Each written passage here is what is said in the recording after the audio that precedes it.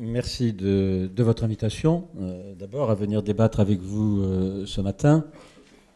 Alors, effectivement, je ne vais pas uniquement parler, même si j'en parlerai, de la question de l'état d'urgence et de la déchéance de nationalité. Je crois qu'on en a beaucoup parlé, on pourra en revenir dans les débats.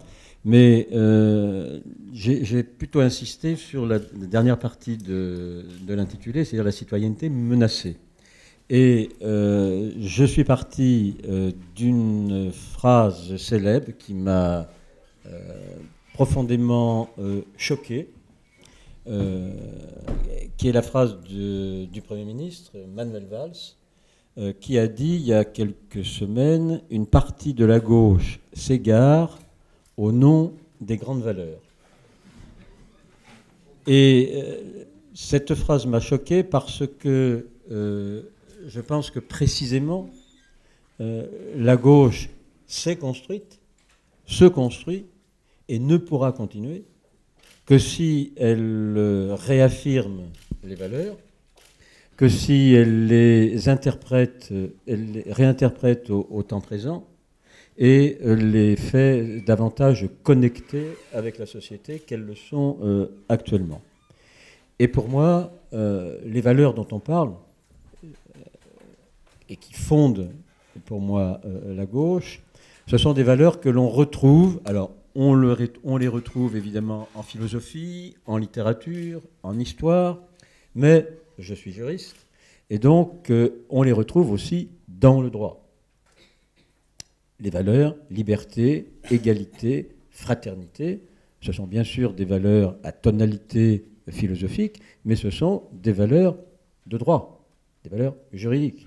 La liberté individuelle, la liberté d'aller et venir, le droit d'accès à la santé, le droit de grève, le droit syndical, ce sont, j'ai apporté la Constitution, ce sont pas simplement des mots, ce sont des valeurs qui se trouvent inscrites dans le droit.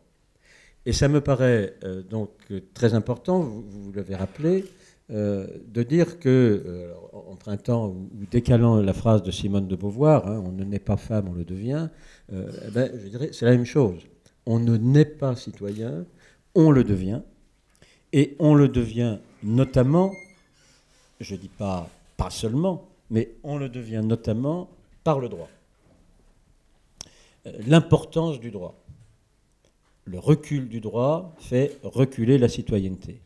Alors, j'ignore pas qu'il y a toute une théorie sur le droit comme idéologie de la bourgeoisie, comme instrument du grand patronat, instrument des multinationales. Oui, je n'ignore pas la nature ambivalente du droit et l'utilisation du droit pour affirmer une domination économique, culturelle, politique.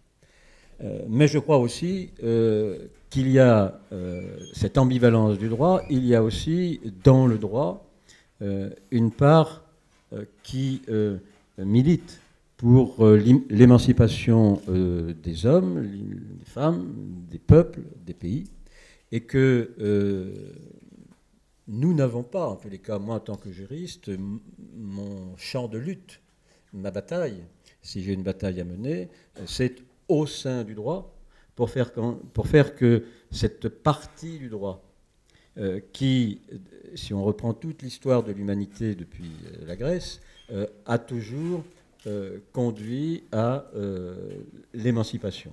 Hein. Tous les droits que l'on a acquis sont des droits où avant il y a eu une lutte sociale et une lutte politique. Les droits ne sont jamais tombés du ciel. Hein.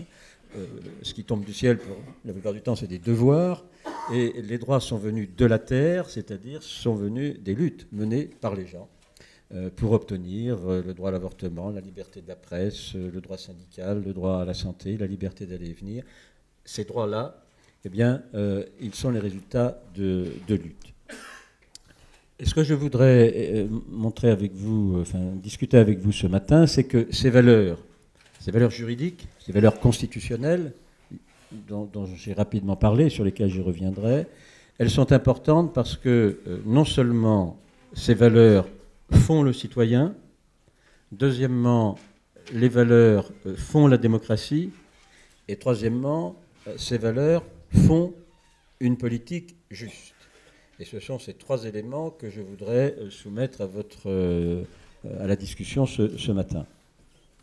Sur le premier point, les valeurs font le citoyen.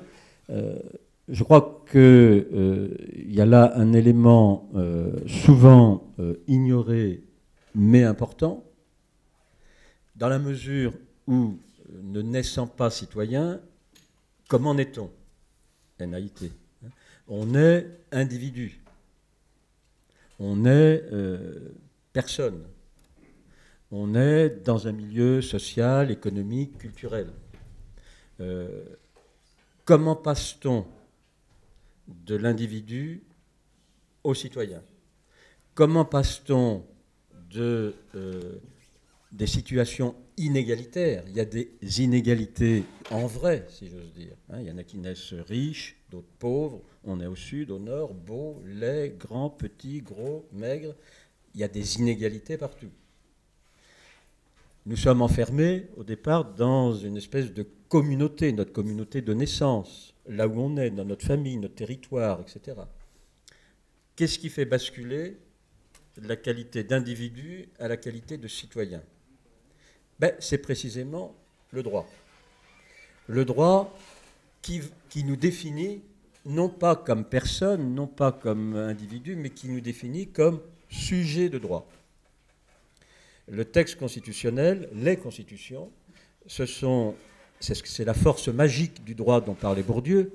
Les constitutions nous donnent une identité, et notre identité, c'est d'être des sujets de droit. Tant que la Constitution nous ne définit pas comme sujets de droit, nous ne savons pas que nous sommes des sujets de droit. Nous sommes pris dans nos déterminations sociales. Et qu'est-ce qui nous fait sortir du communautarisme, c'est-à-dire de nos enfermements sociaux, économiques, culturels? C'est l'accès à la citoyenneté qui définit tout le monde comme étant des sujets de droit. Par conséquent, vous voyez l'importance du droit pour définir le citoyen. Quelques exemples alors concrets. J'ai eu l'occasion, avec d'autres collègues, de participer à la rédaction de la Constitution tunisienne, la dernière. La question qui a été... Le premier projet qui était présenté définissait les femmes comme étant le complément de l'homme. Bon. Et les associations de femmes tunisiennes se sont mobilisées. Il y a eu tout un débat considérable en Tunisie. Et on est arrivé, ils sont arrivés à la fin par poser le principe de l'égalité entre les hommes et les femmes. On est passé de la femme complément à la femme égalité. Mais pourquoi ce débat? C'est un débat juridique. Donc c'est la lutte et le droit. C'était important pour les femmes, évidemment, de se faire reconnaître comme étant des sujets de droit égaux aux hommes sujets de droit. Et le combat en Tunisie a été un combat juridique, constitutionnel, pour faire reconnaître dans la Constitution cette égalité. Et il faut, je dirais d'une certaine manière, penser à l'envers. C'est-à-dire que si ce n'est pas les valeurs constitutionnelles, si ce n'est pas les valeurs constitutionnelles qui fondent la citoyenneté, qu'est-ce qui va fonder ça? Si le droit n'est pas ce qui construit le citoyen, qu'est-ce qui va construire le citoyen? La race? Le sang? La religion? Le peuple musulman, le peuple juif, le peuple chrétien. Le droit reste, de mon point de vue, le seul instrument laïque permettant de sortir les individus de leur communauté respective pour se penser dans l'universel. Nous sommes tous des citoyens, parce que la Constitution le dit, et cette Constitution nous envoie une image de sujets capables de porter le droit. Et vous voyez évidemment jusqu'où ça peut aller, c'est-à-dire citoyens du monde. Nous sommes capables, de nous représenter comme citoyens du monde, à condition qu'il y ait les instruments juridiques permettant cette représentation de nous-mêmes comme étant non pas citoyens d'un pays, mais d'abord citoyens européens et puis citoyens du monde. L'enjeu de la Constitution européenne de 2005 était là. Hein, quelles que soient les positions qu'on ait prises après sur le contenu de la Constitution,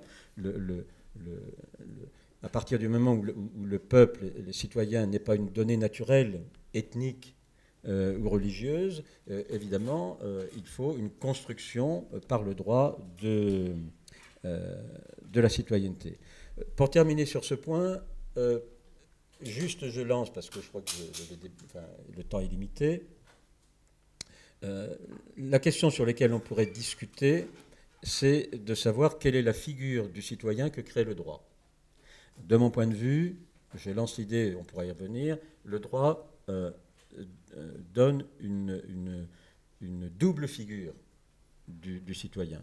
C'est-à-dire le citoyen abstrait, celui qui va s'incarner dans le peuple avec un grand P, et puis la figure concrète, le citoyen situé. Et dans la Constitution, vous trouvez cette double figure du peuple. Le peuple situé, vous le trouvez, par exemple, tout travailleur, tout étudiant, toute personne âgée. Donc, le texte constitutionnel saisit le citoyen dans sa réalité concrète, physique. Mais il le saisit aussi dans une autre dimension d'être abstrait. L'électeur, celui qui vote. Et, me semble-t-il, une des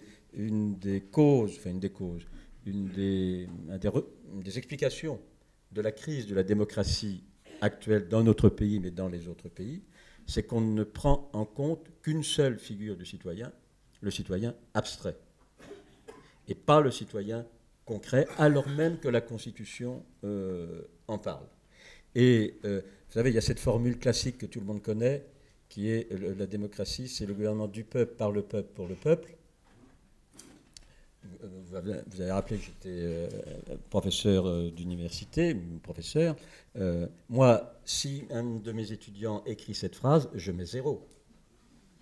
3 fois le même mot dans la même phrase, c'est pas sérieux. Le gouvernement du peuple, par le peuple, pour le peuple, vous vous rendez compte? Une petite phrase, 3 fois le même mot. On peut peut-être faire un effort d'imagination. Sauf s'il a écrit le mot peuple de manière différente. C'est-à-dire avec un petit p ou avec un grand P. Hein?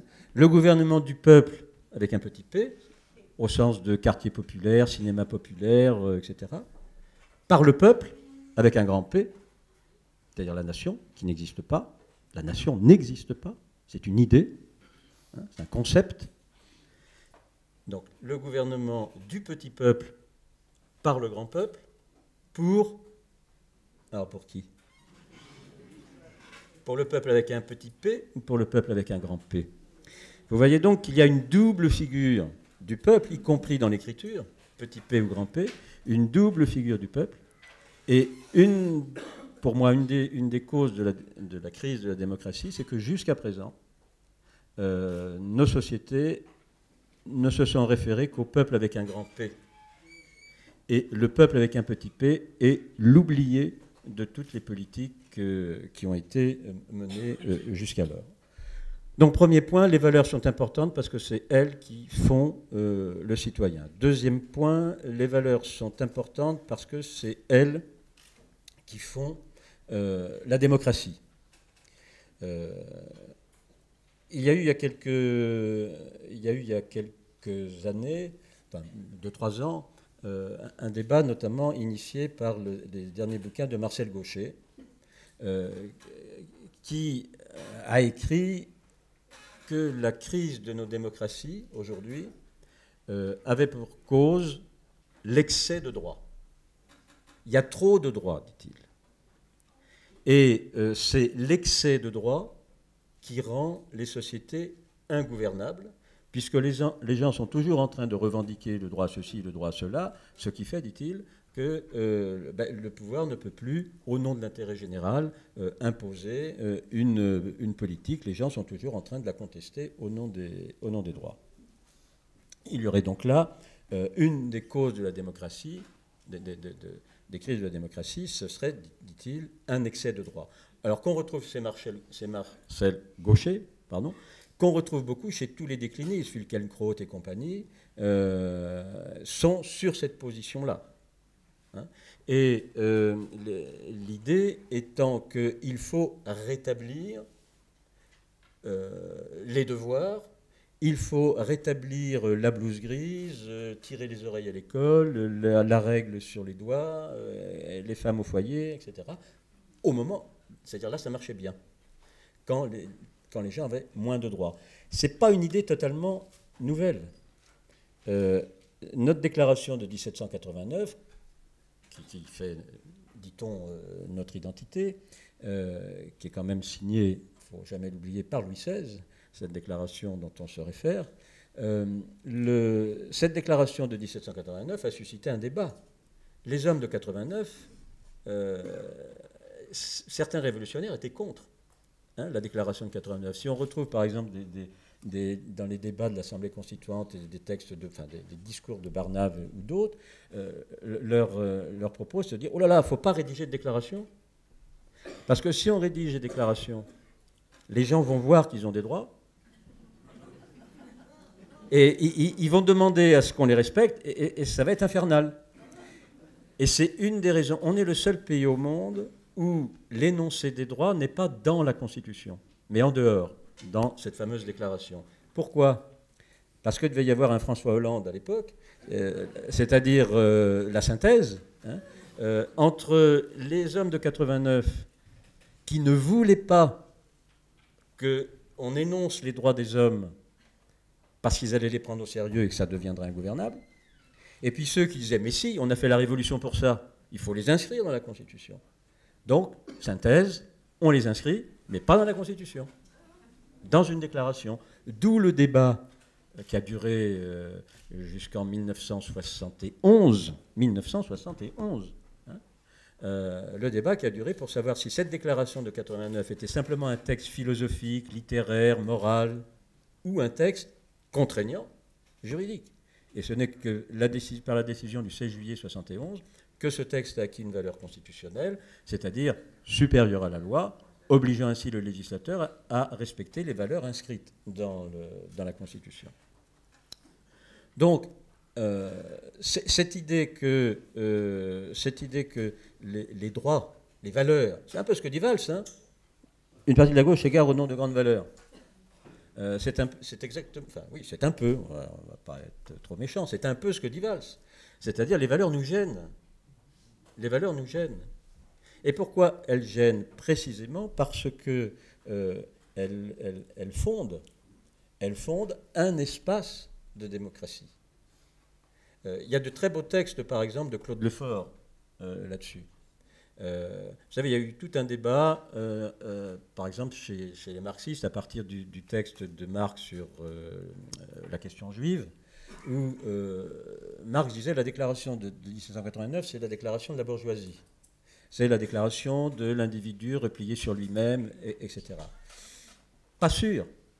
Pas sûr. Claude Lefort a fait une autre lecture de la déclaration et de la question juive en montrant comment Marx, à l'époque où il écrit, était lui-même pris dans un épistémé qui ne pouvait le conduire qu'à interpréter ou lire la déclaration de cette manière.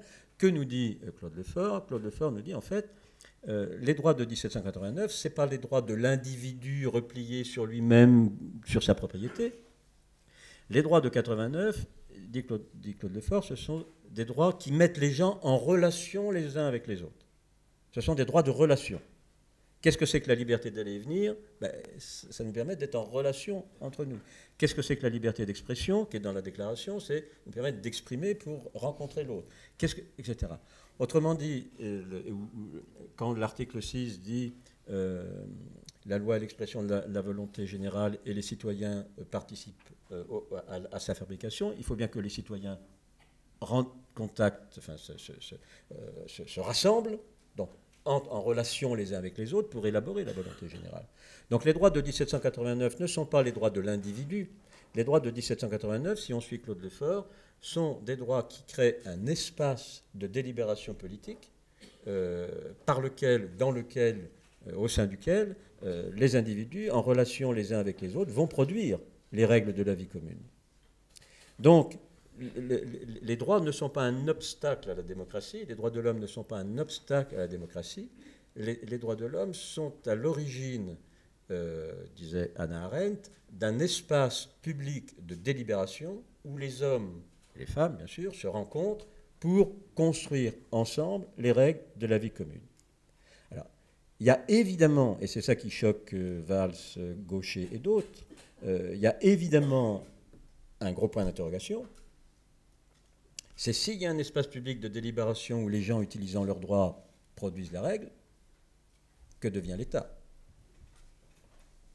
Et ce qui est en cause ici, c'est précisément le point de savoir si l'État est la forme ultime de l'organisation politique des sociétés, ou si l'État n'est qu'une forme historique de l'organisation politique des sociétés, et étant une forme historique, elle n'est donc pas une forme naturelle, et si elle est une forme historique, évidemment, c'est une forme qui peut ou pourrait être remplacée un jour par une autre forme d'organisation politique, et peut-être que ce qu'on est en train de vivre aujourd'hui, ou ce que vont vivre les générations qui viennent, c'est l'invention d'un autre espace de production de la norme que l'espace étatique.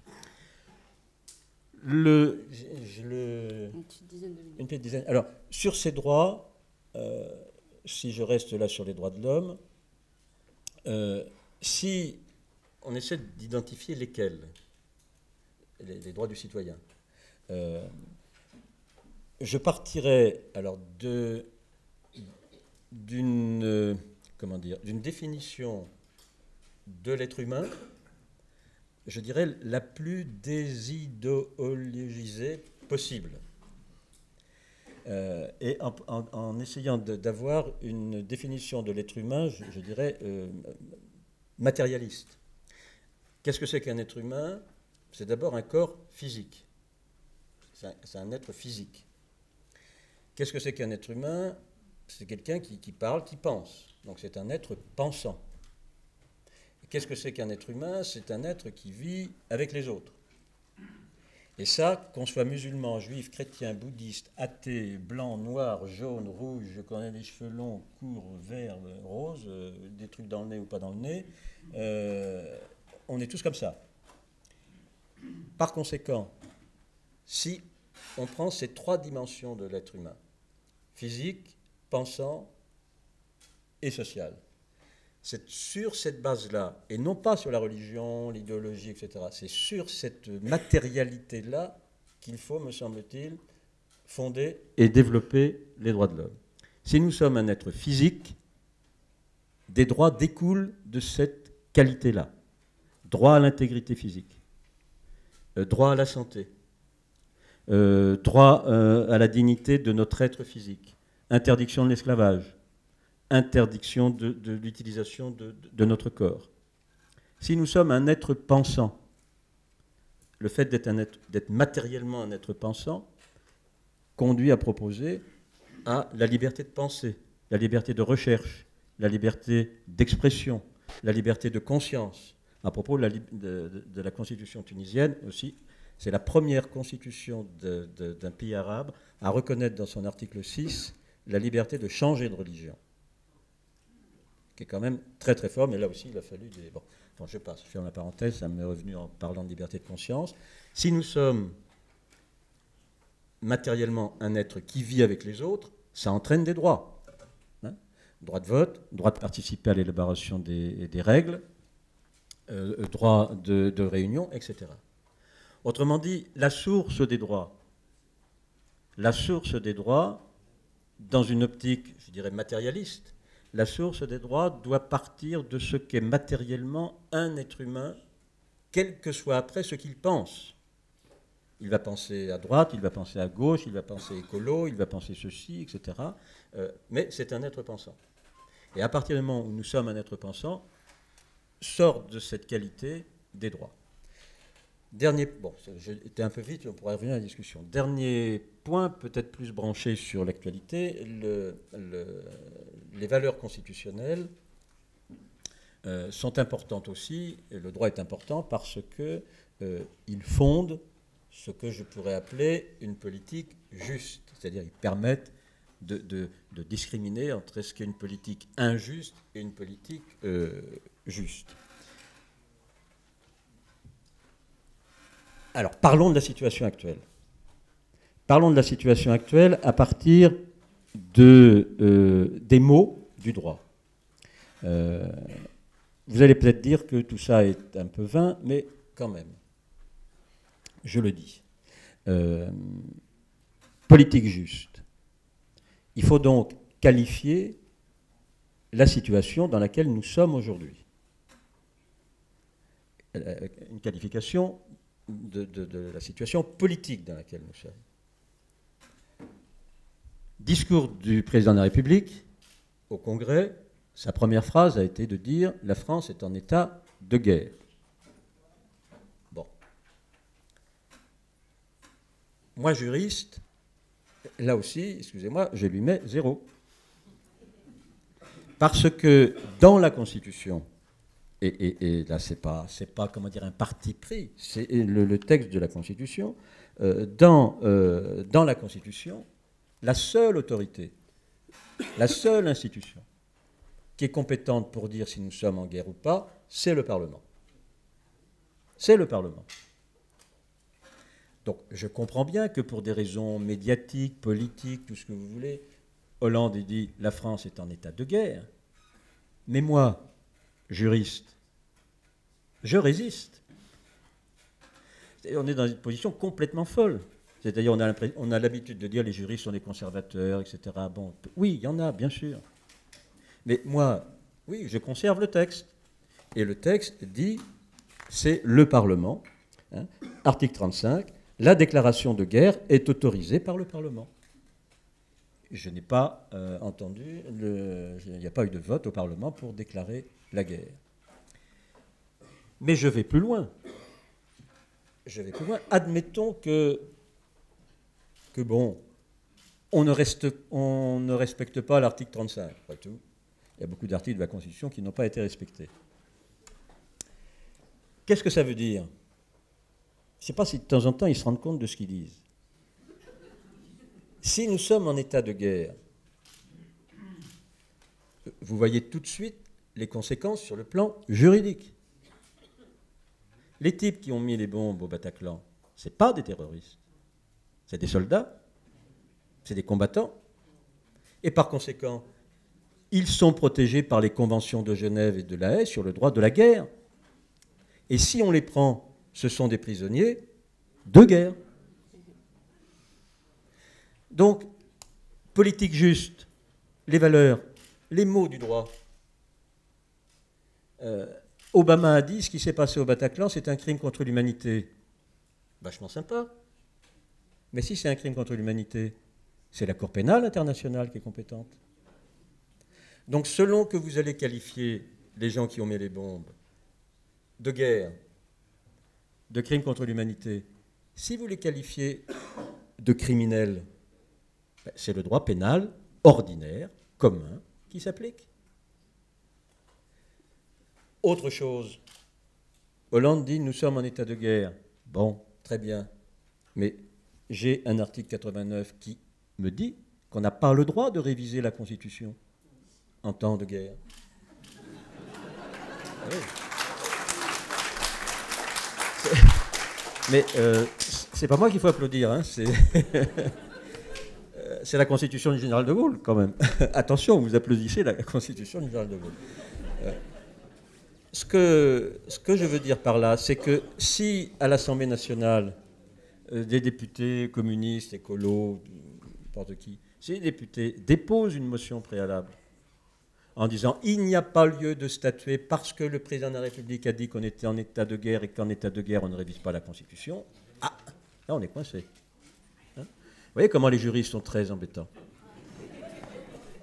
Les juristes sont très embêtants parce qu'ils rappellent, mais ils rappellent quoi? Ils rappellent les valeurs. Les valeurs ne nous égarent pas, contrairement à ce que dit Valls. Les valeurs nous ramènent dans le cadre à l'intérieur duquel se prennent des décisions justes, entre guillemets. Et vous voyez bien, d'ailleurs, vous parliez de la Pologne, vous voyez bien qu'aujourd'hui, euh, dans les pays, dans les pays qui glissent vers un régime autoritaire, policier, qu'est-ce qu'on attaque en premier? Le droit. En Pologne, remise en cause de la liberté d'expression, la presse, remise en cause du rôle des juges. Même chose en Hongrie. Mais même chose en Hongrie, mais même chose en France. Alors, je vais vous faire de la peine, hein, mais je suis désolé, on verra. Là, en France, si vous regardez la loi sur l'état d'urgence de 2015, et si vous regardez la loi qui est en préparation, la loi Cazeneuve, anciennement Taubira, maintenant Cazeneuve et Urvoas, je ne sais pas ce que va faire Urvoas, mais la loi en préparation, à qui donne-t-on le pouvoir de contrôler les mesures de police et les mesures administratives? Au juge administratif, au Conseil d'État. Au Conseil d'État. Et je suis radicalement opposé à ce glissement vers le tout administratif, hein, puisque, pour le dire d'un mot un peu rapide, mais dans État de droit, il y a droit. Et si vous enlevez droit, il ne reste plus que l'État. Et Nietzsche définissait l'État comme un monstre froid. Et le recul du droit se mesure aujourd'hui par le recul du juge judiciaire, au profit du préfet, qui pourra, même après l'état d'urgence, décider lui-même des perquisitions, des assignations, et les mesures qu'il prendra seront contrôlées par qui? Par le juge de l'administration, par le Conseil d'État. Or, là encore, je vais jouer à l'idiot, pour ne pas dire d'autres mots. Que me dit l'article 66? L'autorité judiciaire est gardienne de la liberté individuelle. Autrement dit, la Constitution ne donne pas au Conseil d'État la mission de garder les libertés individuelles.